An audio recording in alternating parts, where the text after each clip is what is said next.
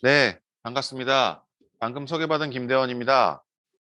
예, 오늘 그 2월 세미나 첫 번째 강의를 맡게 돼서 영광이고요. 약 한 30분 내외를 여러분들과 함께 제가 어떻게 살아가고 있고 또 현실이 어떤지 이야기를 좀 해보려고 합니다. 이제 시작을 한번 해보겠습니다. 자, 첫 번째, 제가 크게 이제 두 가지 이야기를 드릴 텐데요. 첫 번째, 이제 제 인생, 그리고 세상 이야기를 한번 드려볼게요. 정확히 21년 전인 오늘 코로나19 바이러스가 전 인류를 위협했습니다. 그리고 21년이 지난 2041년인 오늘 제588차 변이 바이러스가 발생했는데요. 변이가 지속되면서 바이러스의 이름도 갈수록 복잡해졌는데요. 태풍처럼 각 나라에서 돌아가며 이름을 붙이게 된 이후로 588차 바이러스의 이름은 종다리가 되었습니다. 이 바이러스의 정식 명칭은 오미크론 시그마 37-하이픈 종다리 프란시스코 94입니다. 거듭된 변이로 말씀드리는 순간 제589차 변이 경보가 울렸습니다.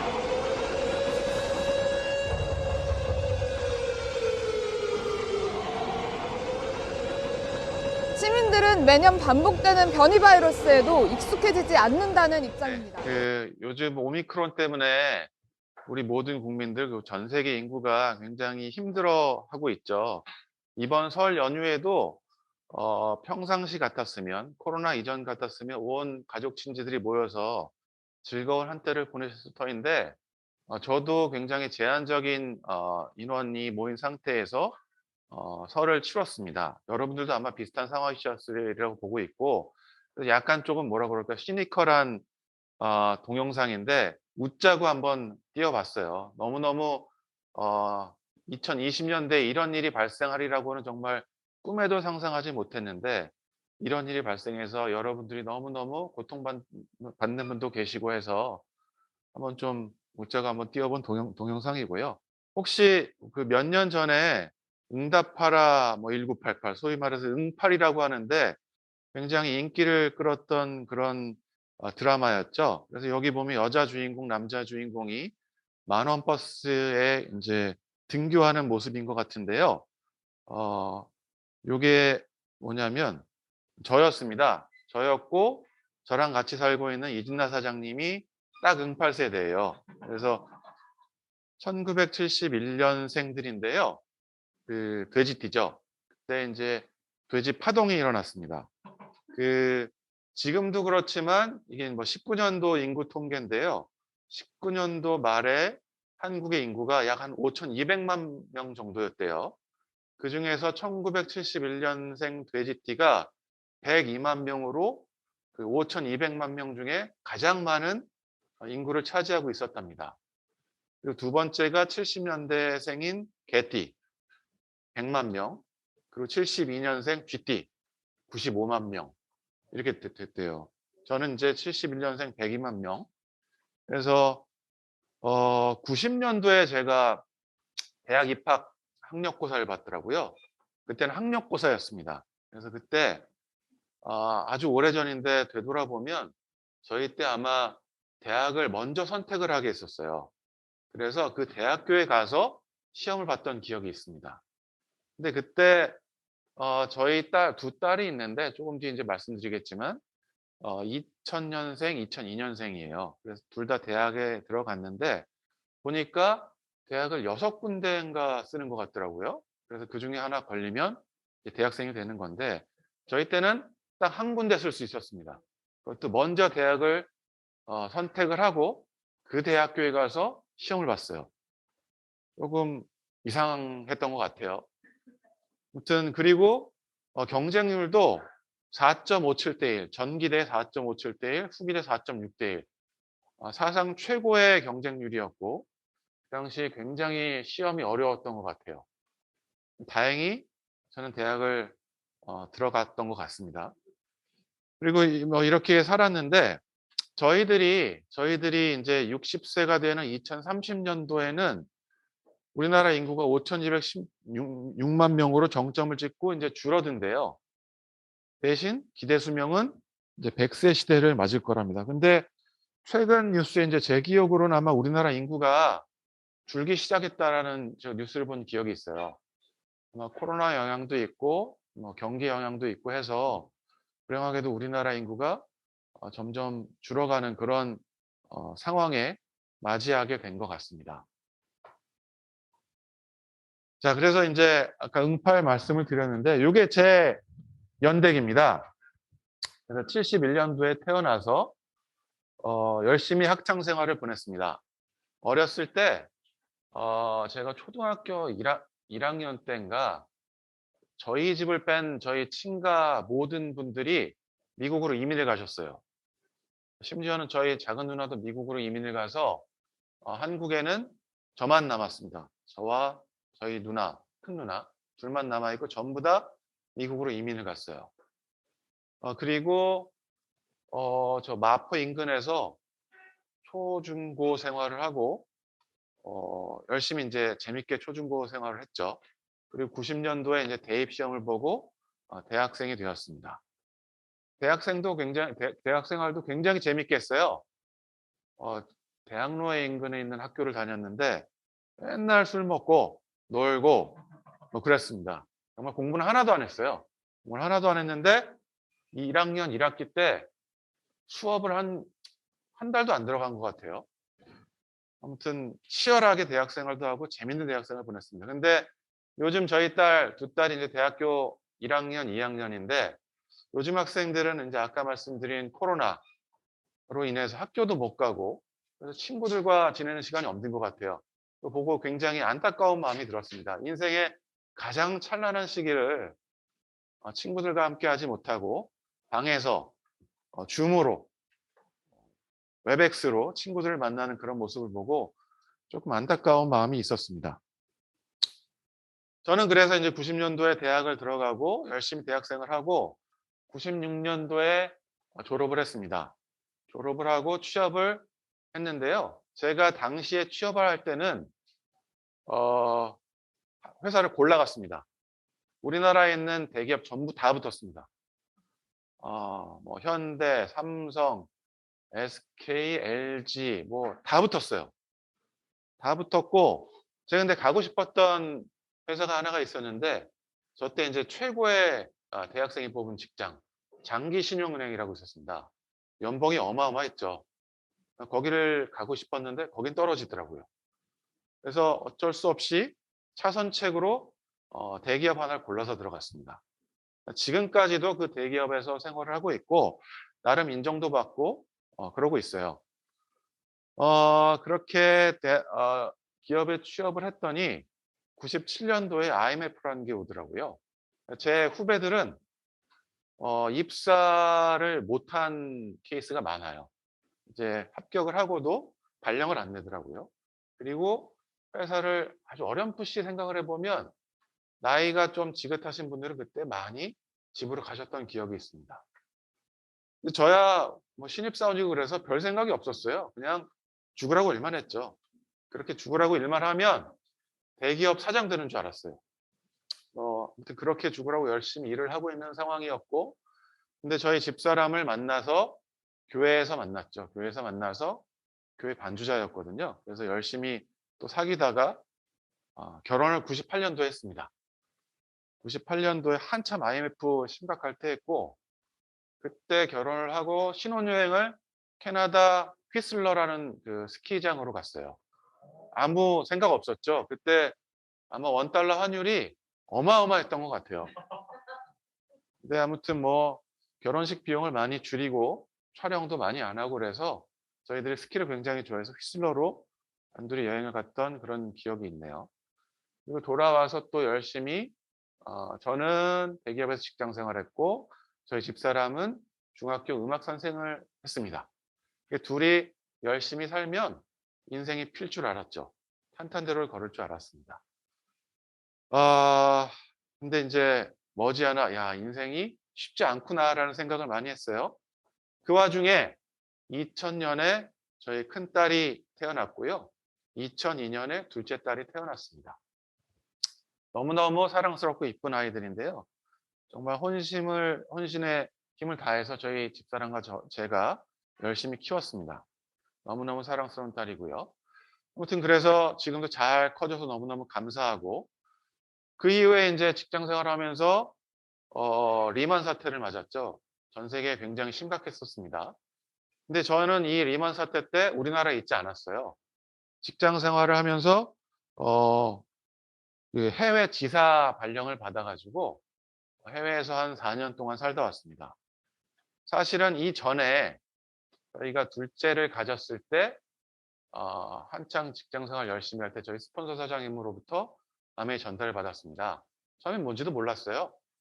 근데 알아보니까 '이거 내가 알던 거랑 좀 다른데?'라는 생각을 하고 열심히 하던 와중이었는데, 예, 제가 인제 해외 발령을 받는 바람에 한 4 년간 한국을 떠나서 사업을 하지 못한 그런 사례가 있습니다. 그리고 2009 년에 한국에 다시 돌아와서 직장 생활도 열심히 하고 아메이 사업도 지금 열심히 하고 있는 상황이고요. 그래서 인제 2020 년도에, 예, 아까 말씀드린 코로나가 터졌고 지금까지도 굉장히 고통받는 분들도 계시고, 또 이 코로나를 이용해서 사업적으로 굉장히 성공하는 분들도 계시더라고요. 이렇게 해서 인제 제가 태어났고 어떻게 살아왔는지를 잠깐 말씀드렸고요. 이렇게 열심히 살다 보니 제가 인제 벌써, 예, 꼰대라는 그 이야기를 들을 때가 온 것 같아요. 한 2-3년 전, 3-4년 전부터 제 주위에 있는 저랑 같이 일하는 저희 회사 직원들이 저를 멀리하더라고요. 제 방에도 안 들어오고 혼자 방에 갇혀서 감옥 같은 생활을 많이 하고 있어요. 저는 꼰대라고 생각하지 않았는데 어느덧 제 나이가 꼰대가 된 것 같습니다. 그래서 뭐 여러분 다 아시다시피 인생은 태어나서 죽는데 그 과정 중에 여러 가지 초이스를 하게 되고 또 여러 가지 챌린지를 받게 됩니다. 그래서 제가 어떻게 살아왔는지 간단하게 말씀드렸고요. 제가 인제 인생을 돌아보면 인생이 뭔가 한마디로 정의를 한번 해 보면 인생은 립하는 과정이에요. 립이 뭐냐, 서는 과정이에요. 설립자거든요. 그래서 태어나서 자립, 스스로 서는 과정이고, 상립, 서로 함께 서가는 과정인 것 같고요. 이 과정 중에 여러 가지 행복을 찾아가는 그런 과정이 인생인 것 같은데, 그 과정 중에 저희가 꼭 챙겨야 될 것들이 몇 가지 있는 것 같습니다. 건강이고요. 건강에는 또 여러 가지가 있겠죠. 정신적인 건강, 또 육체적인 건강, 또 재정의 건강 있을 겁니다. 그리고 또 가장 중요한 거 한 가지, 또 가족이 있고, 또 한 가지 친구. 사람은 혼자 살 수 없죠. 커뮤니티에서 같이 여러 사람과 부대끼면서 살아가야 됩니다. 친구가 절대적으로 필요하고 또 일이 필요합니다. 저희 모친이 초등학교 교감 선생님을 하시고 40 년간 교직 생활을 하시다가 퇴직을 하신 지가 꽤 오래되셨어요. 그래서 지금은 80 중반이 벌써 되셨습니다. 근데 요즘에 제가 아침에 5시 반에 일어나서 회사에 가면 7시 에서 7시 반 정도 됩니다. 딱 가서 아침에 전날에 전 세계에서 무슨 일이 있었는지 쭉 보고를 받고, 그다음에 인제 하는 일이 저희 모친한테 문안 인사를 드려 전화를 합니다. 그러면 또 꼭 하시는 말씀이 그거예요. "지금 바쁠 때를 기뻐해라. 나중에 되면 할 일이 없어서 너무너무 고통스럽다."라는 말씀을 계속 하시더라고요. 그래서 지금은 제가 일이 너무 치여서 굉장히 괴로운데 저희 모친 말씀을 들으면 '아, 이런 것들도 즐겨야 하나 보다.'라고 생각을 하고 있습니다. 자, 이 고은 씨가 쓴 그꽃이라는 시인데요. "내려갈 때 보았네. 올라갈 때 보지 못한 그 꽃." 이게 답니다. 짧은 시인데요. 이 시가 시사하는 바가 있더라고요. 저는 '이게 과연 뭐지?' 했는데 저는 여지껏 인생을 계속 올라가면서 살고 있었어요. 그래서 열심히 앞만 보고 달렸고 옆에 무슨 일이 일어나는지 별로 챙기지도 못했습니다. 근데 인제 제 나이가 벌써 지천병에 이르렀고 이제 내려갈 때가 머지않아 올 것 같아요. 그런데 내려갈 때는 제가 올라갈 때 보지 못했던 것들이 보이는 시기가 온다고 고은 씨가 얘기한 것 같습니다. 그래서 '지금부터는 좀 옆도 돌아보고 내 주위도 챙기고 해야 되겠다.'라는 마음이 들어서 이 시를 여러분들께 한번 소개해 드려 봤습니다. 퀴즈입니다. 이게 뭘까요? 혹시 문자 한번 보내주실 수 있나요?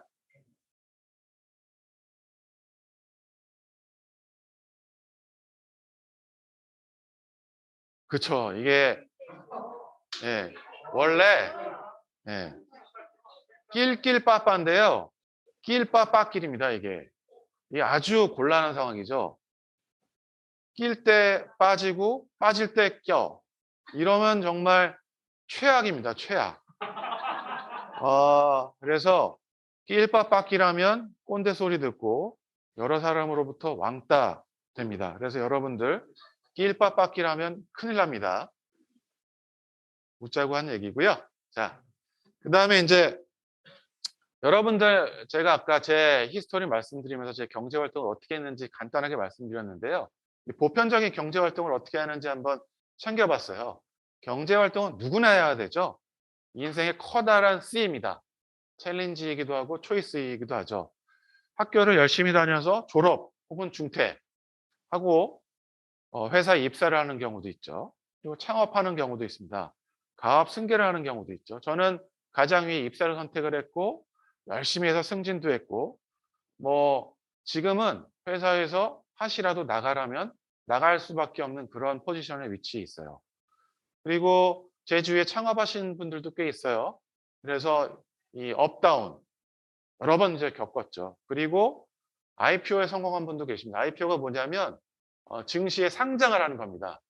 이니셜 퍼블릭 오퍼 해가지고 이렇게 되면 떼돈을 벌게 되죠. 그래서 M&A를 해가지고 뭐 수백억, 수천억에 갚게 된 사람도 제 주위에 여럿 있고요. 혹은 뭐 잘 안 돼서 폐업하는 경우도 많습니다. 제 그 또 한 가지 일화를 말씀드리면 제가 초등학교, 중학교 제 친한 동창이 있는데 공부도 별로 못했어요. 근데 어렸을 때 제 집에 가보면 집이 어마어마하더라고요. 그래서 '아 얘네 집 좀 잘 사나 보다.' 했는데 나중에 알고 보니까 우리나라 30대 기업에 지금 보니까 회장이 돼 있더라고요. 아버님으로부터 가업을 물려받아서 이 친구 이름을 치면 우리나라 지금 뭐 50대가 됐지만 40대 갑부 탑 10 안에 들어가 있더라고요. 그런 친구들도 있었습니다. 그런 친구들은 가업 승계를 받아서 다른 차원의 삶을 살고 있더라고요. 결혼을 했는데 또 다른 재벌에 맞다라고 결혼을 하고 정말 제가 감히 범접할 수 없는 그런 친구들도 제 주위에 있습니다. 그래서 누구나 다 이런 경제 활동을 하고 있어요. 그리고 인제 저같이 예 취업을 하는 그런 여러분들이 계신데 취준생의 선망의 대상 매출 100대 기업의 직급별 평균 연봉을 한번 인터넷에서 어제 찾아봤습니다. 요즘에 입사를 하면 5,400만 원 정도 받나 봐요.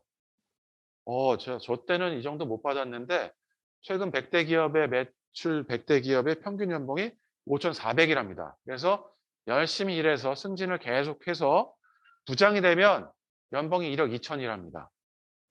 와 적지 않은 숫자예요. 제가 얼핏 알아보니까 연봉 1억 2천이 되면 상위 연봉이 한 7~8% 정도 안에 들어가는 것 같아요. 그래서 100대 기업에 그렇게 가려고 여러 대학생들이 노력을 하고 있죠. 또 금융공기업, 거래소, 증권금융, 수출입은행, 산업은행, 한국은행 이런 데 들어가려고 대학생들이 스터디 그룹을 꾸려서 엄청나게 공부를 열심히 하더라고요. 여기 들어가면 평균 연봉이 그냥 1억입니다. 그래서 여기 들어가려고 굉장히 노력을 하는데 좌측에 보신 매출 100대 기업의 이제 부장이 1억 2천이면 부장을 뛰어넘어서 임원이 되면 연봉이 한 2억쯤 들어가요. 연봉 2억 받고 회사에 차 줍니다. 그리고 비서 주고요. 그다음 방도 따로 줘요. 괜찮죠. 2억 되면 상위 1% 안에 들어가더라고요. 남들이 부러워하는 그런 위치인데요. 그 사람들 굉장히 불쌍하게 살아요. 새벽 5시면 일어나서 회사 출근해야 되고요. 퇴근 시간은 일정치 않습니다. 굉장히 치열하게 살아야 되고 까딱 하나 실수하면 집에 가는 겁니다. 그래서 연봉이 높은 것 같아요. 아무튼 이래서 취준생들이 열심히 일해서 이런 자리에 이르기 위해서 열심히 노력을 하고 있더라고요. 자, 그다음에 코로나19 시대 경제 상황에 대해서 잠깐 볼까요? 요분 누군지 아세요? 그 제롬 파월이라는 아저씨인데 미국의 연방준비제도 의장이에요. 이분 한마디에 세계 경제가 휘청휘청합니다. 얼마 전에도 미국 증시, 우리나라 증시가 어마어마하게 떨어졌어요. 한마디에. 그래서 이분 입을 여러분들이 이제 주목을 하셔야 되고요. 그래서 이분이 나 우리 금리 올릴래 라고 작년 말부터 계속 얘기를 하시죠. 그때 우리나라 한국은행에서 작년 8월부터 금리를 막 올리기 시작합니다.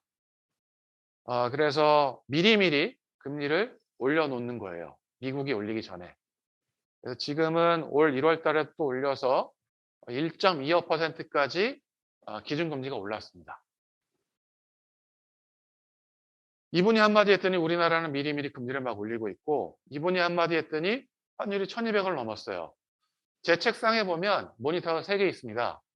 하나는 이 우리나라 경제 상황을 한눈에 볼 수 있는 이 그래프와 숫자들이 계속 왔다 갔다 하고 있어요. 한 달에 그 정보 제공받는데 100만 원입니다. 그게 이제 제 책상 한 켠에 있고, 나머지는 제가 이제 노트북 하나랑 큰 화면 하나가 있는데, 이분이 한마디 하면 그 경제 지표가 굉장히 흔들립니다. 여기 보시면 환율이 1200을 뚫었고요. 가운데 사진을 보시면 코스피가 계속 내리고 있죠. 어제는 다행히 조금 올랐는데요. 저분 한마디에 환율도 출렁이고 코스피도 출렁이고 그럽니다. 요건 이제 뭐냐면 우리나라 강남 삼성동의 부동산 가격이에요. 그래서 뭐 조금 글씨는 적지만 60억, 50억, 40억, 30억 이렇습니다. 어마어마하죠. 꿈의 숫자입니다. 그래서 최근에 영끌족들이 대출을 마구마구 끌어당겨서 부동산도 사고 코스피에도 들어가고 그러고 있습니다. 근데 아까 보셨다시피 금리를 막 올리고 있죠. 그래서 빚 부담이 굉장히 커지고 있어요. 그래서 금리 1% 오르면 소득의 5% 정도는 이자로 내야 된다. 걱정이 많이 된다라는 그런 뉴스가 있습니다. 이게 이제 비트코인 5년간 그래프인데요. 요즘 그 젊은 친구들 비트코인 많이 하시죠. 그래서 5년 전에 거의 뭐 제로에 가까웠던 숫자가 지금 뭐 8천만 원 갔다가 지금은 4천만 원대까지 떨어진 상태예요. 물론 아주 오래전에 샀던 분들은 굉장히 좋으실 텐데 8천만 원에 샀던 분들은 밤잠만 못 이루실 겁니다. 요건 이제 코스피입니다. 2000선에서 계속 왔다 갔다 하다가 2000년 3월 코로나가 발생을 하니까 폭락을 했었어요. 다시 쭉 오르다가 최근에 다시 떨어지죠. 아까 그 제롬 파월 그 아저씨가 한마디 빡 했더니 뚝뚝 떨어져요. 이런 상황을 저희가 겪고 있습니다. 그다음에 이제 기울어진 운동장이라고 여러분 표현을 많이 들어보셨을 거예요. 요건 아시죠? 그 정의라는 화두로 요즘 굉장히 뜨고 계신 하버드 대학 교수님이세요. 요즘 한국 2030 세대가 공정하지 못한 사회에 굉장히 분노를 하고 있답니다. 미국도 마찬가지래요. 미국도 한국의 젊은이들 똑같답니다. 그래서 굉장히 불안해하고 불만 섞인 목소리를 많이 내고 있고요. 근데 1940년도에 태어나신 분들은 부모 세대보다 대부분 잘 살았대요. 불만이 없었어요.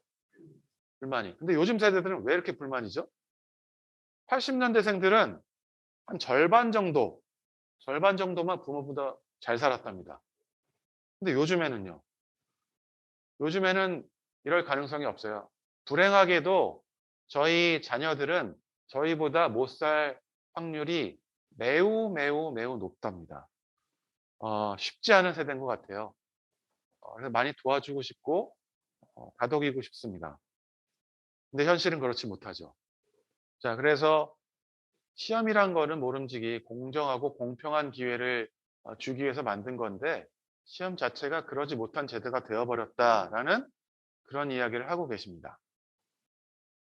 자, 요즘에 이제 MZ세들의 화두, 공정성, 투명성 얘기를 잠깐 드려볼게요. 2000 쌀집 직원이 CEO에게 공개 질의 서한 보내자 땡땡땡 회장이 응답했다. 2000 쌀집이 뭐냐면 이천에 있는 모 회사예요. 우리나라의 굴지의 반도체 제조사입니다. 직원 4년 차가 CEO한테 이메일을 감히 보냈답니다. 그랬더니 모 회장님이 알았어, 내가 내 연봉 안 받을게. 내 연봉 34억인데 니네들 보너스로 써 하고 그냥 기부를 해버렸어요. 근데 N으로 나눴더니 몇십만 원 안 되더라고요. 그래서 이제 불같이 막 퍼졌죠. 불지의 대기업으로 이런 현상들이 다 퍼졌습니다. 그래서 다 들고 일어나서 회사들이 굉장히 전전긍긍하고 있습니다. 그래서 최근에 이제 수원에 있는 모 반도체 회사를 수원 왕갈비집이라고 하더라고요. 그래서 이랬더니 수원 왕갈비집이 막 보너스를 막 주기 시작해요. 그랬더니 또 이천 쌀집에서 또 보너스 또 준대요. 그랬더니 또 수원 왕갈비에서 또 올린대요. 그래서 이천 쌀집에 또는 프로핏 쉐어링으로 PS를 준다고 합니다. 그래서 아마 한 6, 7천만 원씩은 받아갈 거예요. 연봉 빼고. 아까 6, 7천만 원쯤이면 아까 취준생들이 꿈에 그리던 직장에 아주 굉장한 연봉을 한 해에 그냥 받아가는 겁니다. 보너스로. 요즘 MZ세대들은 공정성, 투명성이 굉장히 민감한 세대들이다라는 겁니다. 자, 좀 빨리 가보겠습니다. 코로나가 변화의 속도를 더 가속화시켰습니다. 팀즈, 웹엑스, 줌 여러분들 모르셨죠? 근데 요즘에 이거 없으면 살아갈 수가 없습니다. ESG 들어보셨어요? Environment, Social, Governance의 약자인데요. 요즘에 기업들 ESG에 벗어나면 살아날 수가 없습니다. BMW, 현대차, 내연기관 개발 중단한답니다. 다 전기차로 간답니다. 석탄화력 발전소 지을 수 없습니다. 다 문 닫아야 됩니다. 제가 알고 있는 프랑스계 은행은 한국전력과 거래를 끊었습니다. 왜냐하면 한국전력이 석탄 발전소를 보유하고 있어서 나는 니네 같은 오염을 만드는 회사와 거래하지 못한다라고 거래를 끊어버리더라고요. 그래서 ESG 없으면 생존할 수 없습니다. 최근에 기사 났죠? 마이크로소프트가 블리자드, 게임이죠. 블리자드가 뭐 만들었죠? 스타크래프트 만드는 회사예요. 82조 원 주고 M&A를 했답니다. 82조 원. 우리나라 1년 예산이 600조가 넘고요. 우리나라 국방 예산이 그중에 10%니까 60조가 넘을 거예요. 우리나라 국방 예산보다 훨씬 더 많은 돈을 주고 게임 회사를 먹었답니다. 왜 그렇죠? 이것 때문에 그래요. MS가 메타버스를 미리미리 준비하고 있는 것 같습니다. 코로나가 이렇게 변화의 속도를 계속 가속화했다라는 거고요. 자, 이제부터는 저희 사업 얘기를 좀 드려볼게요. 저희 사업에 여러 가지 제품군들이 있습니다. 어제 이제 캡처를 뜬 건데요.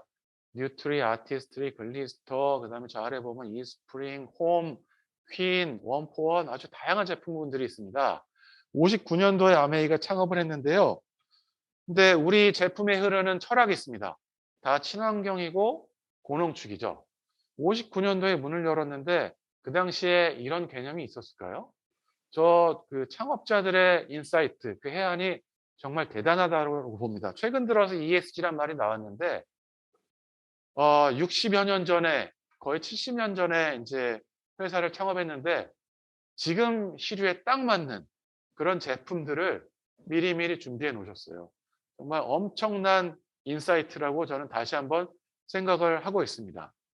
더불어서 우리나라에서는 강소기업들과 협업을 해서 원포원에 저희 제품들을 올리죠. 그래서 강소기업과 함께 상생을 보여주는 그런 모범적인 사례도 보이고 있습니다.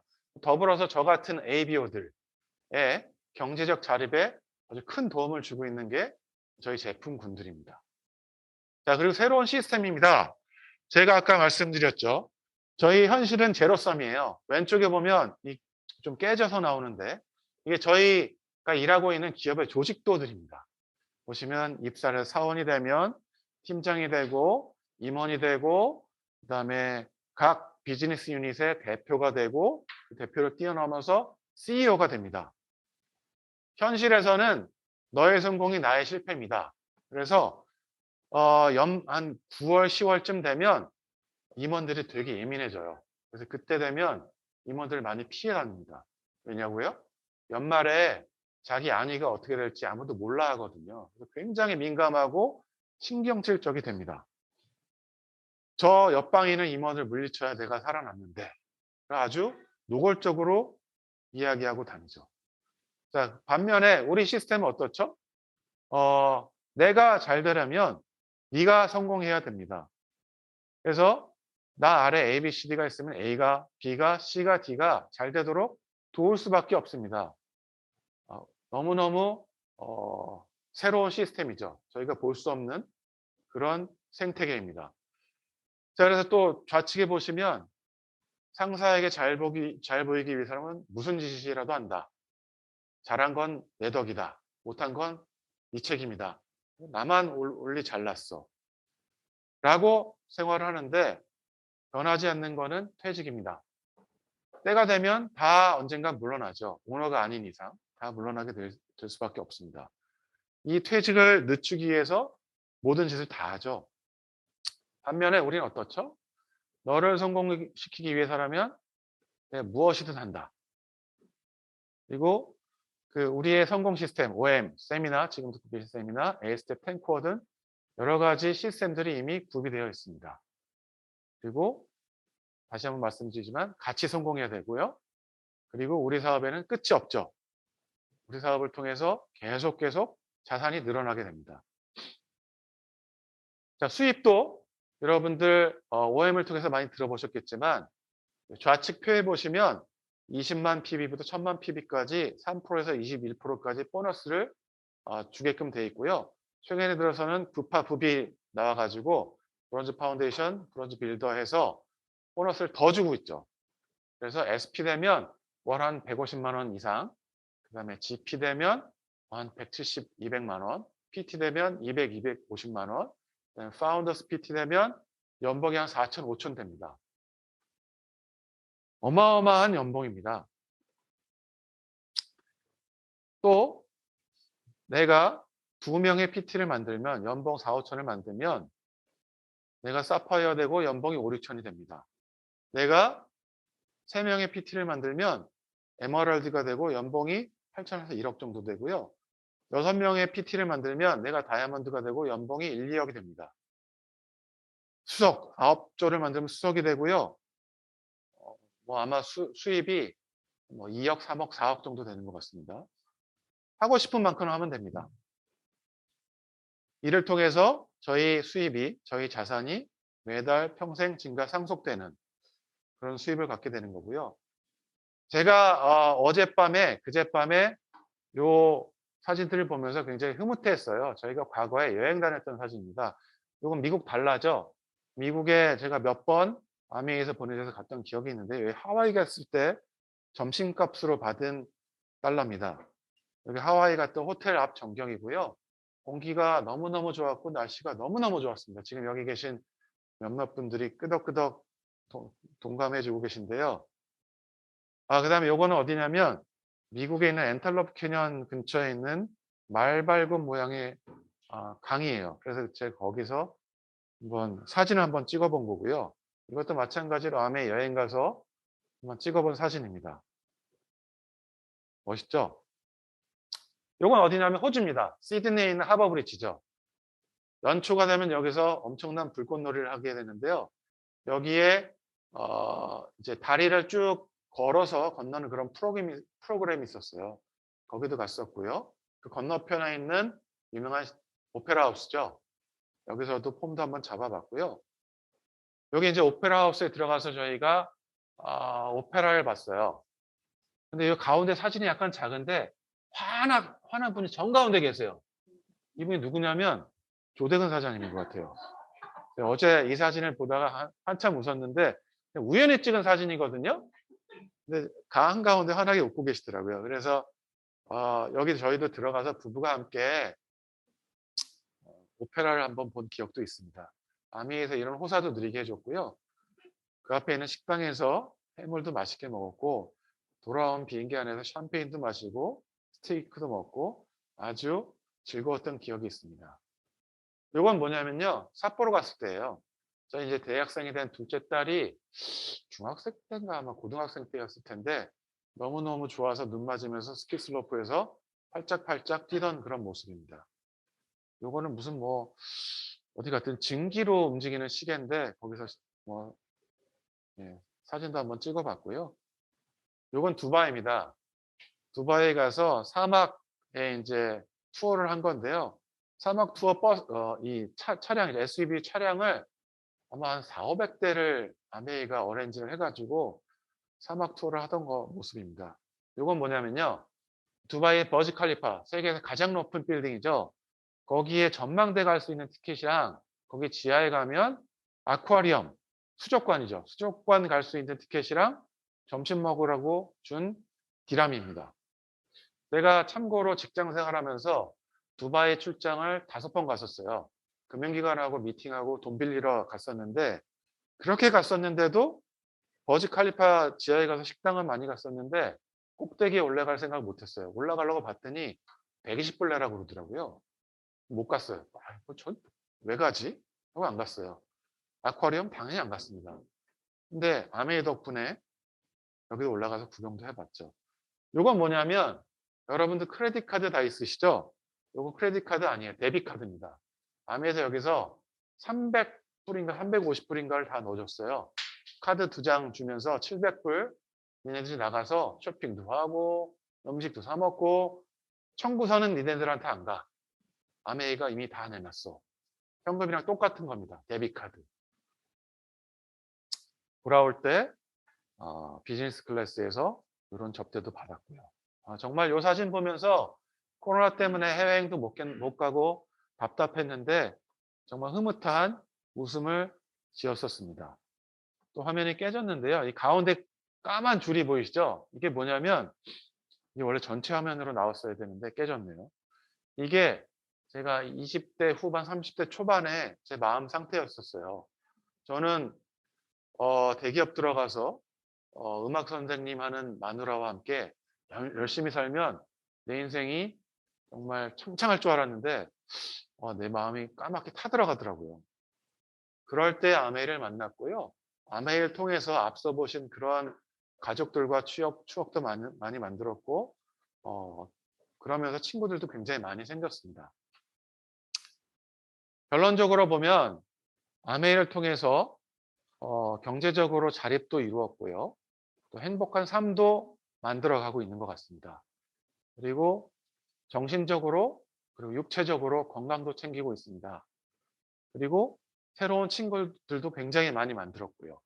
이를 통해서 저도 저희 자녀들도 제 주위의 사람들도 아주 성공적인 삶을 살아가고 있다라고 저는 생각을 하고 있습니다. 결국엔 마이클 샌델 교수가 이야기하는 그런 정신이 저희 사업 면면이 흐르고 있는 거 아닌가라는 생각을 해보게 됩니다. 자, 삶은 선택이죠. 여러분들 여러 가지 선택을 해가면서 살아가고 계십니다. 저도 그랬고요. 근데 이 초이스가 저희 아메이 초이스하고도 또 연관이 되는 것 같더라고요. 삶은 선택인데요. 여기 지금 여러분들 사업을 많이 알아보고 계신 분들도 참여하고 계시리라고 믿습니다. 저희 사업을 한번 선택해 보시고 사업을 통해서 행복한 삶, 건강한 삶 저희와 함께 만들어 보시자고 강하게 권하고 싶습니다. 경청해 주셔서 감사하고 또 다른 미팅 자리에서 만나 뵙겠습니다. 감사합니다.